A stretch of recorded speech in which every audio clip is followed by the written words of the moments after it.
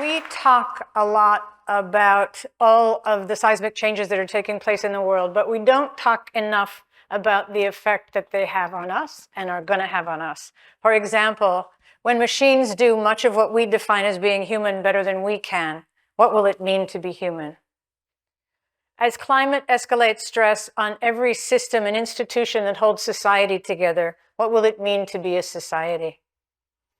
In a multipolar global order, where our relationship with power and resources shifts all the time, what's it going to mean to be a citizen?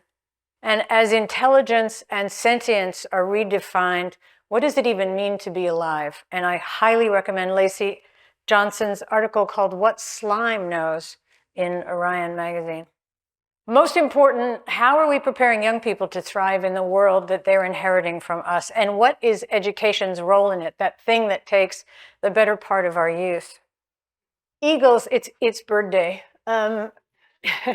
Eagles' nests are called eyries, and they are some of the most impressive in the avian world. They are 4 to 6 feet across, 3 feet deep, and they weigh about a ton. There is a first grade class at the Muddy Brook Elementary School that every year goes out and collects twigs so that they can try their hand at building an eyrie of their own. And as their teacher, Glenn Chamberlain, says, they quickly find out that the eagles are better at it than they are. So in this one exercise, students get experience in nature. They have practice planning and being creative and thinking about maybe even a little engineering.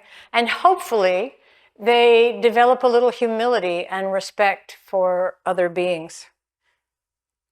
One of the things that their teacher says is that these kids come in as independent operators. And part of what he considers his job to be is to turn them into people who are aware of the others in their class, who understand how to listen and think about what somebody else is saying and actually also think about life. And they also capture their thoughts about life in what they call poems. For example, life is like a potato chip. Tasty, but sometimes too salty. Now, I know that some of us are old enough to remember the genesis of this, but it's interesting to see how Dan Quayle's spelling of potato is still affecting young learners.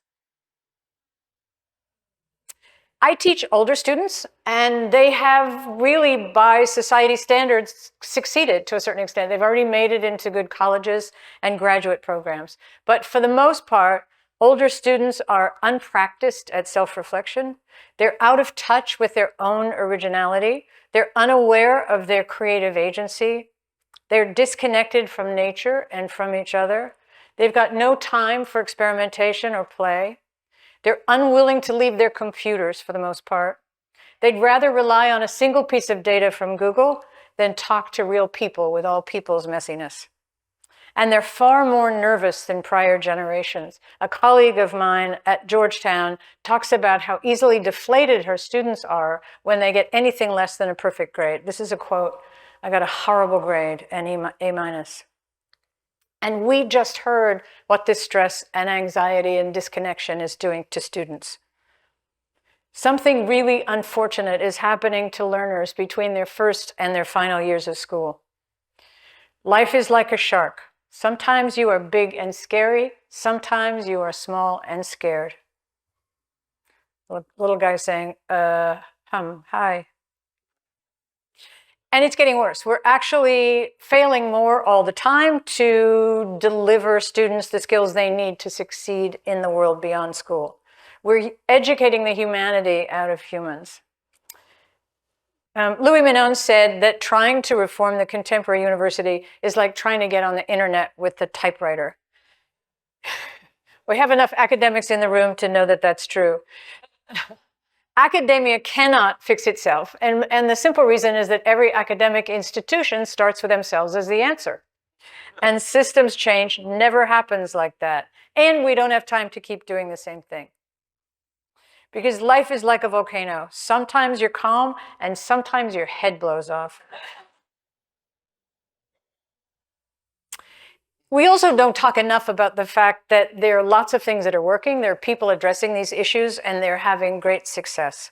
2/3 of students feel that what they're learning is irrelevant to them, that it doesn't matter to their life outside of school. Global Nomad Group brings together young people from around the world, teaches them to develop curricula like they would teach adults, and then turns them loose to do that and supports them. Mount Everett Early College, in partnership with BARD, is really reimagining what a small community school is. They bring together students, they bring parents, they bring the whole community, and they have paths depending on what students want to do. If they want to go into the military, if they want to stay local and work in the family business, or if they want to go to college, they all get college-level education in high school. Goucher Prison Education Partnership is giving access to people who are in prison to a Goucher degree with the same full-time faculty that all of their students study with. And there's a new business school in Rochester that's starting with a clean slate and a strong mandate to reimagine what future business leaders need and to give them more availability, more access, more relevance to the world outside.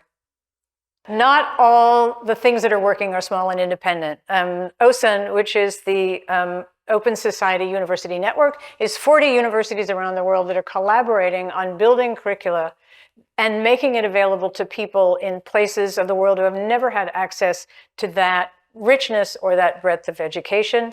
The Mary Lou Fulton Teachers College at Arizona State University has been teaching teachers how to educate for character and for principles. And Aalto University, which is part of the system in Finland, is part of an education system that considers a whole person from kindergarten through postgraduate work. Outside of academia, there are also really extraordinary people who are working on these issues. Transcend Education is a nonprofit that's using a design approach to try to solve the crisis in rural education in this country.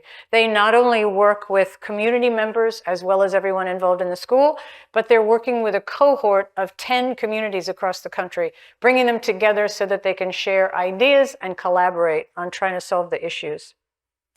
And the Renee Crown Wellness Institute is looking at the impact that inner resources play, like mindfulness and self-respect and agency, on what they call a lifetime of happiness. When all you know is where you want to go, when all you have is a vision and you have no idea how to get there, the answer is always the creative process. The creative process is what you do when you don't know how to get from A to B yet. We're using the creative process to bring people together to ask and to answer this question. What will it take to support learners in becoming fully alive human beings with healthy relationships to themselves, each other, and nature? All of these independent examples of institutions and individuals who are working on this problem would remain independent unless we started a conversation and brought them together. And that's what we're talking about doing.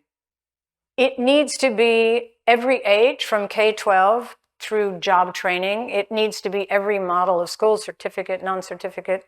It needs to be every stakeholder that's involved in education. And it needs to be every discipline that is thinking about what it means and what it will mean to be a healthy and viable human being. We want a systems-level global learning network.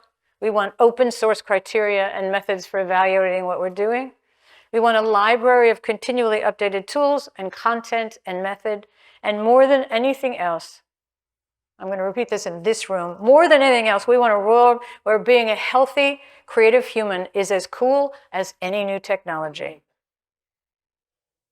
The lovely irony of what we're talking about is that in order to succeed, we have to become better humans. We have to be more collaborative and creative and compassionate. We have to unlearn the mental models that have formed the life we're living now.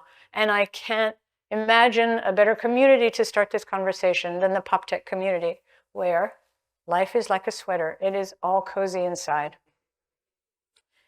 Thank you, and thanks especially to Glenn Chamberlain and the first graders at the Muddy Brook Elementary School.